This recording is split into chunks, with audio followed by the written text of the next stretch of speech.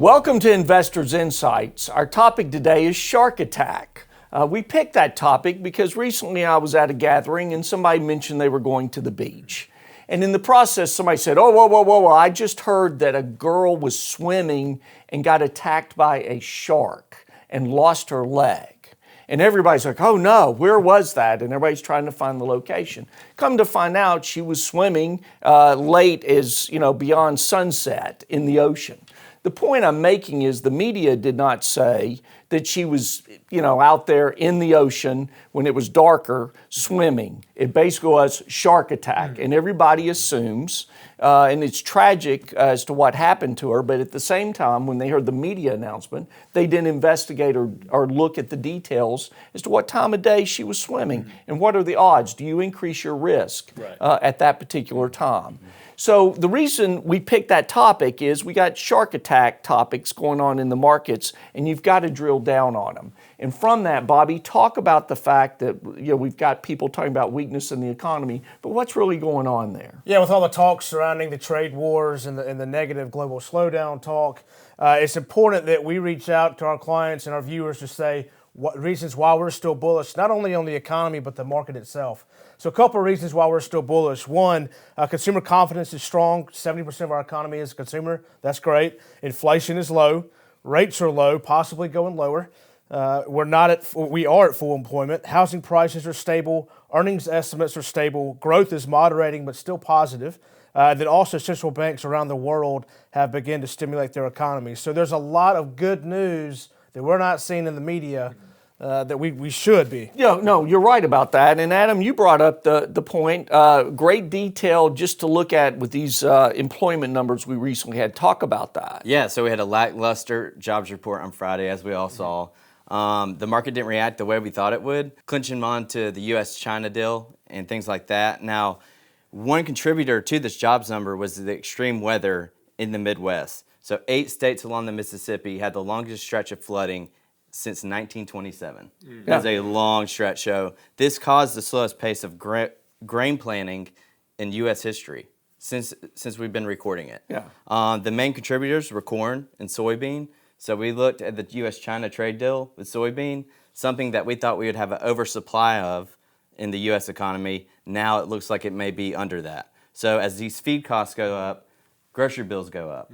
That affects the consumer. We might not see that for a little while, maybe a couple months, maybe a few months, but there will be a ripple effect of that. Yeah, so we've heard all this about Chinese tariffs, and in reality, it may very well be the bad weather that caused soybean prices to go up. Is that correct? That's exactly right. Yeah, so that's a great example. Also, and a one-off. We got really bad news on jobs, but these freak weather events don't happen month after month. Exactly. Right. That's very true. And then Ashley, you talked about the number of jobs impacted because all we've heard about is the tariffs, between China or possibly Mexico, other countries. But in terms of the China-U.S. tariff issue, talk about that in terms of the jobs that are impacted. Well, exactly right. Like shark attack, that's a perfect example of it. You see that figure of 75,000 jobs created Friday and go, oh my gosh. Well, when you go lower than that, 88% of the GDP produced by the United States is in service companies like our own. 12% is government, manufacturing, retail. Well, guess what? That's where the tariff hit. So we're focusing in on this job issue that's only 12% of it. The other 88% was fine. And oh, by the way, the unemployment rate's still 3.6%, still best in 50 years. Sure. So you got to look below and see where it really is. It's all being impacted by a small amount of the economy and the jobs. They're tariff impacted. It makes perfect sense when you think about it. Yeah, and that ties back into what Bobby was saying about the strength of the economy. But the other thing is, and Trey, you did a great job this morning talking about the inverted yield curve. Yeah. And I want you to explain that to our viewers because they may hear about that with rates and all the issues going on, we may be heading towards a recession. So talk about that. Yeah, oftentimes when you hear about an inverted yield curve and what that is, we've done a specialty vlog on this, but just to remind everybody if they don't want to go back and look through our archives, that's when the long end or 10-year rates are lower than the short end 3-month rate. So currently the 3-month Treasury bill is at 2.22%. The 10-year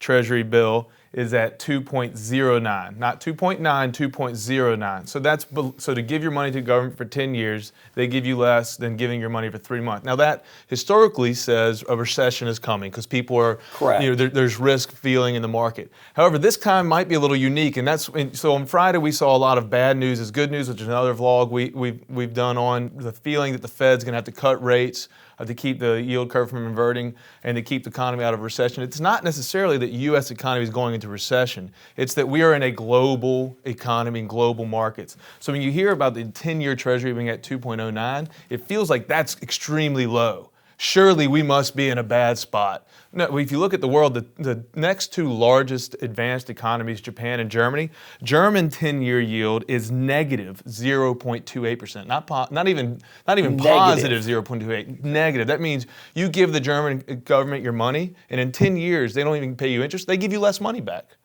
Japan, similarly, negative 0.125%. So if you're in those countries and you are worried about your growth, because their growth is extremely slow, and you've got to invest money. Are you going to give it to your government? It's going to give you less money back? Or are you going to try and invest it in the U.S., which pushes our yields down? Absolutely. So we've seen a lot of global demand for our currency, the dollar strengthening, for our large multinational companies. Our large companies are doing well. That's not because and we've seen our yields drop because there's been a high demand for our debt. So falling yields usually says that we might be going into a recession, but this time it's really saying the rest of the world needs to get their act together. Right. We're the only ones still growing, as Bobby pointed out. So it may look bad on the surface. And again, inverted yield curve, red lights flashing bad. But if you dig in a little deeper, it's not that we're in a bad spot. It's that the world needs to catch up to us. Well, and also that the world believes more in the United States and our government bonds than we believe at times in ourselves, in our own government, and in terms of issuing these treasury bonds. Right. So, we need to keep that in mind, that people are investing in our country. And with all these issues going on, all the headline shark attacks, the reality of it is we've got a lot of positive things going on which impact the market, which impact your portfolio. So, as we're heading through June and towards 4th of July, what we're saying to you is we see a lot of strength in this U.S. economy, and we're going to keep you updated on all the details. And when we get the headlines, or you hear the headlines, call us. We want to be talking to you, drilling down on what the details really are.